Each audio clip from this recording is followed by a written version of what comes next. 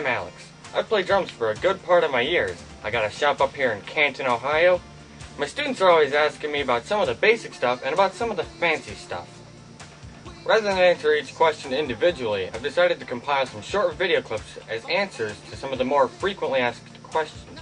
The question I'm asked the most is about grips. People ask me what's the difference between match grip and traditional grip.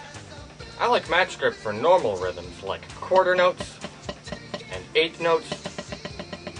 However, for the odder rhythms, I like traditional grip for triplets and shuffle and swing.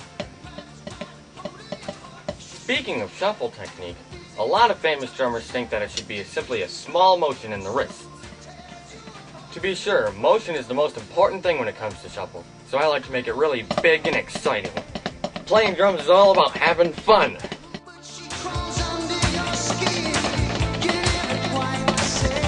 I myself use an HQ gum rubber practice pad, but with whatever pad you're using, to get really familiar with it, you gotta get really close to your body.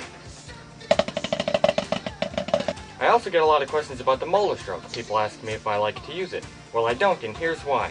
With the molar stroke, you gotta keep your stick completely perpendicular with your forearm, and you can't change it.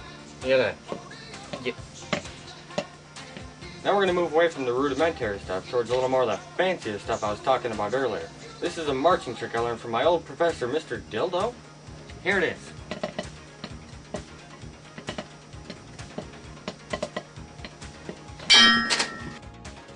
People also ask me about double traditional grip. They ask me what it's good for. It's not really good for anything, but I got a pretty good trick you can use.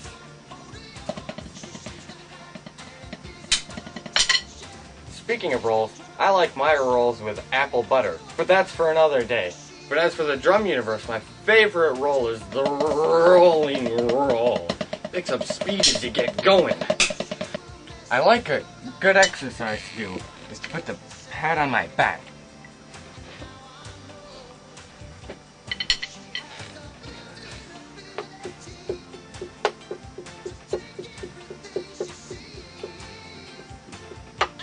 Paradiddle. Another trick I really like is... I get a lot of questions about my one-handed rolls.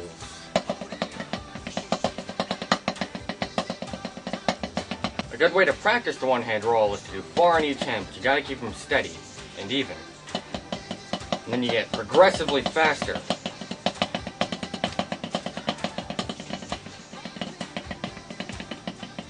Now for the end of our segment, I'm going to go back to the beginning and talk about entrances. Now, for a good entrance, you can lay your sticks parallel like this on the pad, or the drum set at a live show. And then when your band leader says 1, 2, sometimes I like to be a sleeping bag monster.